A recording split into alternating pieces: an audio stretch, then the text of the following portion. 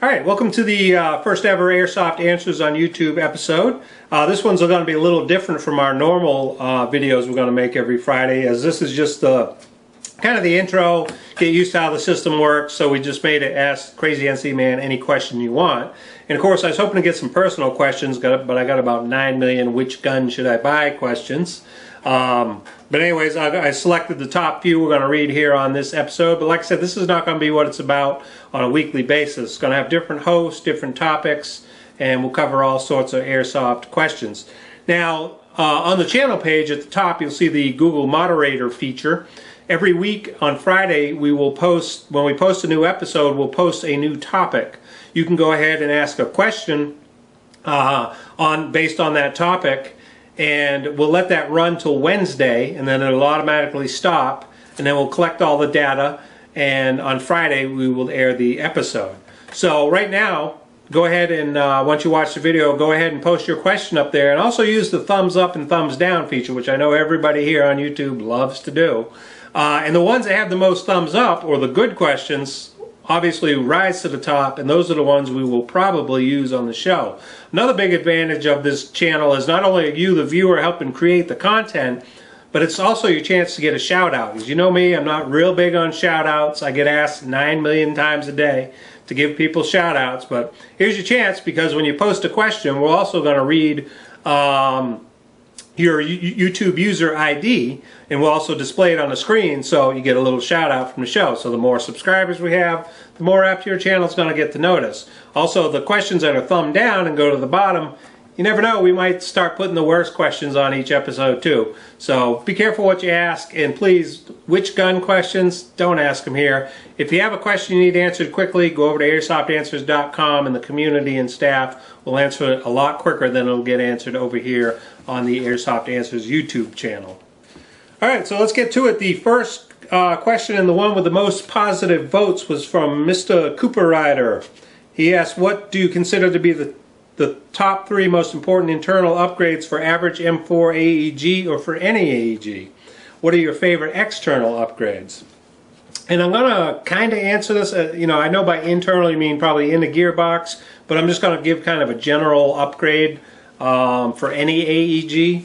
And those are, to me, are pretty simple. It's a barrel, a bucking, and a battery.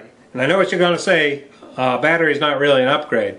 But to start, if your gun doesn't have a tight bore barrel, be one of the first upgrades. While you're upgrading the barrel, you might as well go ahead and check out the bucking and the hop-up nub and upgrade that if it's not very good. A lot of stock guns come with some really crappy buckings.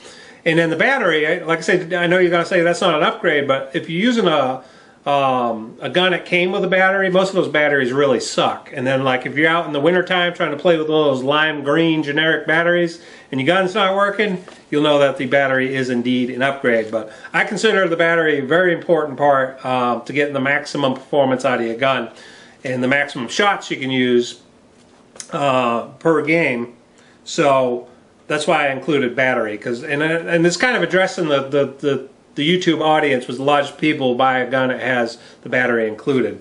But those are my 3, and we're not going to get into gears, pistons, and all that stuff, because we'd go on for a whole show about it. And then the external upgrades, my favorite thing is the Noveske KX3 sound amplifier. I use them on all my guns. They're great. They look great. They make it sound great. That's my favorite external upgrade. Max Hardware. What or who got you started in airsoft, and how old were you? Well, I got started 4 years ago, so I'm 45 now. I was 41 years old. And what got me started was I was shopping for a Christmas present for the kid. And I'd seen airsoft guns in Walmart and stuff, didn't pay them no attention. Then I saw one, I was looking on eBay, and I came across one that had a listing, it had a video. And I watched the video and I was like, oh man, that's cool. So I ordered it, got here. I realized at the time it was too much for a 6-year-old to handle, or even to use as a toy. I was going to give them to him as a toy without the battery. But anyways, I kept it. I started researching airsoft. I think a week after Christmas I went to a game and I was hooked, and been in the just hooked on it ever since. This is kind of a similar question. PR35T0N28995. He asked the same thing, what got me started in airsoft, but he added what what interests you so much that you want to keep doing it. And it's just an addiction. At this point, it's an addiction. And it kind of goes in with the YouTube and everything else. I just kind of hooked on this whole, you know, airsoft YouTube lifestyle I got going. But like most airsoft players, it just becomes a bad addiction. Super Gilly 1 writes in, he says he has a new CQB field local to his area. They have a 350 FPS limit, and his Echo 1 Stag M4 shoots about 360. So what can he do that's kind of cheap to bring the FPS down? And the one thing you can try is shoot it in automatic and then try to leave the spring compressed and let it sit for a week or so and see if that brings the FPS down. It might be a couple weeks. A lot of time that does, especially if you're only talking about 10 FPS or so.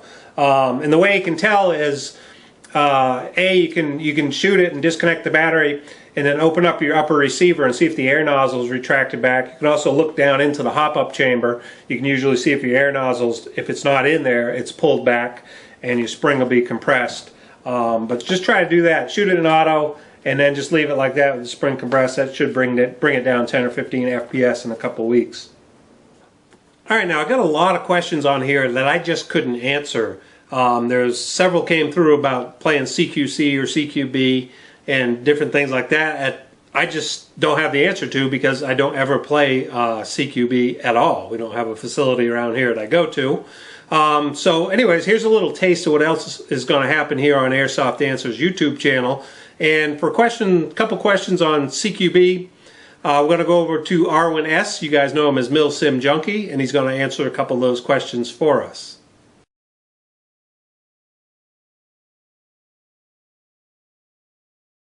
Welcome to MilsimJunkie.com. My name is Arwen S, and this is my portion of Airsoft Answers. One of you guys wanted to know what's a good quality, mid-priced airsoft flashlight for your wrist system. And while there's a bunch of brands out there, what I would recommend is any of the Surefire flashlights under $100. This is an older G2, now bulb. Now you can get them with the LED. But it fits a profile of what I believe to be a quality flashlight, especially for airsoft application. It has a great tail cap, something with a momentary switch, and also has a constant on. Some flashlights now will have different modes, strobe modes, SOS, and the color options. The Surefire comes in this flat black, a flat green, and a tan as well too. It's light, small, they run off CR123s, and they get the job done. Now there's other brands out there that you can't get with the Cree LEDs, but you would definitely want to find something that has a good tail cap. As you can see, this one's not raised, so when you start using it on your weapon system or even in your hand, you want something that you can easily access. With the Surefire, you can easily access the light. You can always mount a light with some of these light mounts. This is on a wrist system like you requested, and with the right tail cap, you can actually access the whole thing with your thumb. Otherwise, you can also get a pressure switch system with it too. So definitely I recommend the Surefire branded flashlights. There's definitely a handful of them under $100. Good mid-price. You can use this as an everyday carry, a flashlight, something you can fit in your bailout bag. One of the biggest advantages of having a light on your weapon system is that it can be used to temporarily disable your opponent. It can distract them, it can be used to blind them. Oftentimes we see it here used as a combination of their above. Basically, it's used to distract them, blind them, and also to track where the BB is going. So definitely consider a flashlight on your weapon system, and definitely consider a Surefire flashlight. Prince 7 Vegeta asks, what is the best tactical advice you can give someone who likes to play airsoft in a CQC area? The biggest advice I can give to anybody that plans to play in a close quarter environment is to pie corners and pie your windows. And basically what that is having your weapon system up. This is the corner and this is your field of view. Is you begin to slice the pie. You slowly come around the corner until you ensure that corner or that window is clear and free of any opposing force. It works well, especially when the field that you're playing in does not allow frags, thunder bees, dummy grenades, tornado grenades. It works great in any practice to make sure that the room that you're entering has no bad guys in it. Well, that's it for me. My name is Arwen S with MilsimJunkie.com. Remember to play hard and fight hard.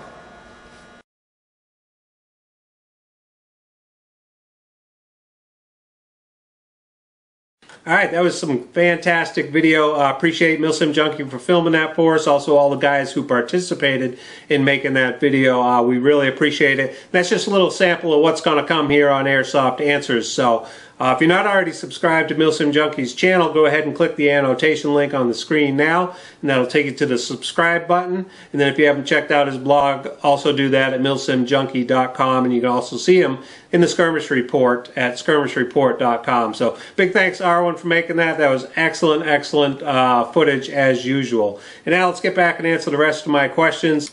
Start Airsoft 780 is a great question. Why did you leave Airsoft Carolina? A lot of people, there's some rumor that I was fired and all this other crap. I left because we just weren't, the new owners and myself, we just weren't seeing eye to eye. There were some things I needed done my way to keep the website efficient, and they wanted to do things their way, and we were kind of butting heads about it. And so I just thought it was best if I just leave and let them figure out at the way they wanted to do it with the website's not going to work. So anyway, so I decided just to quit and leave Airsoft Carolina, but we're still good friends. I still go there. I shop there. And you know, you guys, airsoftcarolina.com, it's a great website to shop on. Or if you're in our area, stop by the Airsoft Carolina retail store. But in a nutshell, that's why I left that job.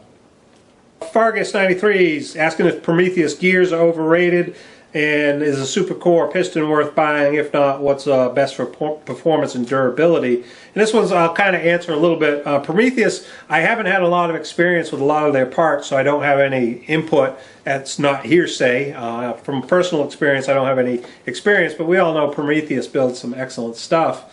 But I do have experience with the super core piston, and it is a great piston, but oh my god, it's $50. I mean, give me a break. And I have seen them, you know, they're supposed to be the unbreakable, indestructible piston. I've seen them break, so yeah, they're great, but no, personally, I wouldn't spend $50 on one. Airsoft Wing asks, what was my career before it was airsoft related, and how long ago was it? And that's a great question. Those of you guys who read when I had my blog up a long time ago, I had my biography on it, my autobiography on it. You know, when my son was born, we found out my wife was, you know, very sick, terminally ill. So that's when I stopped working to take care of her, and obviously we had a newborn baby. And then after she passed away, that's when I decided that was enough. Working was done. I was going to focus the next couple decades on raising my son. So that's when I actually left the workforce about 9 years ago. But before that, I was a service engineer for a machine tool distributor, and we mainly sold and serviced Akuma machine tools. So I was a service engineer for them, and basically it's just a title for a glorified, high-paid mechanic. But anyways, I worked on CNC machine tools, both setting up brand new equipment as well as retrofitting different options to them and repairing machines. And I was a CNC grinder specialist. That was one of my specialties, was working on grinders. So a lot of fun. I spent my whole life in the machine shops, and that's what my career was before this. Tap Ridgeline says, what brand of BBs do you recommend, and could you do a shooting test of all the brands? And I don't have the patience to do a shooting test of all the brands. Personally, I like KSC, TSD, Airsoft Elite, and BioVal if you got to use biodegradables. I've also been using the ICS BBs, which are really cheap, and I've had zero problems out of them. But I'd say my favorite brand is TSD, and I'll also throw King Arms in there. King Arms BBs seem to be pretty good quality too. But any of those brands are good. Just stay away from Crossman and these cheap, you know, off-brand things and marker BBs, junk like that. Crazy Killin', do you believe that Tokyo Marui guns, you are merely paying for that hefty price tag, or are these guns truly worth hundreds more than every other gun? And you kind of worded it a little funky there. Yeah, I truly believe Tokyo Marui are worth buying and worth every penny you pay. They're the ones who started all this AEG airsoft stuff. Like the last question, I work for a Japanese company, and there's a whole different mindset in Japan.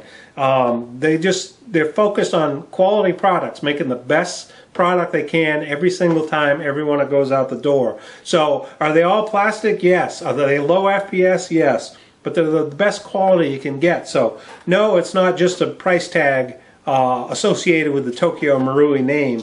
It's a quality gun, and yeah, they cost a little more. Tubbs, he says, why do people care about FPS so much? So I play in England 328 FPS limits, and I still outrange 500 FPS snipers. I don't know where the FPS craze came in. It was just a hype selling point. You know, anything gets hyped. So all these clones started hyping FPS, and probably has a lot to do with the age of the Airsoft community, the younger players. You know, it's easy to get them caught up in this FPS stuff. So yeah, we all know FPS doesn't matter. It's about the internal quality of your gun and the hop-up quality. So, but I don't know where all that started. City on Hill 93 says, if you had to use an AEG, not an M4, what would you pick? And that's an easy one, L85 or MP5. KBunch0001 says, I have the exact same electric blowback H&K G36 made by Aries, and the pistol grip gets hot when I'm shooting. Is it normal? Depends whether you're talking warm or you're talking actual hot. Warm is normal, hot is not. I did notice with the G36 that I have, it is now in the skirmish report at skirmishreport.com. It does get pretty warm when you're shooting it. But hot is not normal, warm is. Soda Bob says, how long did it take to get where you are today? And I'm 45, so it took me 45 years. If you're talking YouTube, Airsoft industry, 3 years. I've been doing this for 3 years now. And the last one I'm going to read, and I am sick and tired of hearing these. Can the JG Type 89 use an 11.1 volt LiPo? And how do you know if your gun is LiPo ready? No, that gun cannot use an 11.1 volt LiPo. And I honestly, and I know I'm gonna get a lot of comments about this, I don't think any gun is 11.1 volt LiPo ready. I don't see why people are all caught up in this rate of fire stuff. A normal M4 is not going to fire 30 rounds a second. So why do you want an Airsoft M4? Because these are supposed to be replicas of the real thing. So personally, I'm not into rate of fire. I think it's ridiculous. I think 11.1 volt LiPos are ridiculous. If you want the advantage of LiPo batteries, such as good trigger response, extra life, the amount of rounds you can shoot per in between charge, use a 7.4 volt LiPo. 11.1 volt LiPos to me are ridiculous, and those are the people you see repairing their gun all the damn time. So anyways, I appreciate you guys watching this first episode of Airsoft Answers here on YouTube. Stay tuned every Friday for a brand new episode. Also go over to airsoft-answers.com if you need questions answered quickly, and then go ahead and go to the moderate section and post up some questions on the topic. Don't forget, thumbs up, thumbs down, so we can kind of get the best ones out of it. And we'll collect all that data on Wednesday, and next Friday you could be aired and featured here on Airsoft Answers. So appreciate you watching, appreciate you subscribing, and we'll see you next Friday.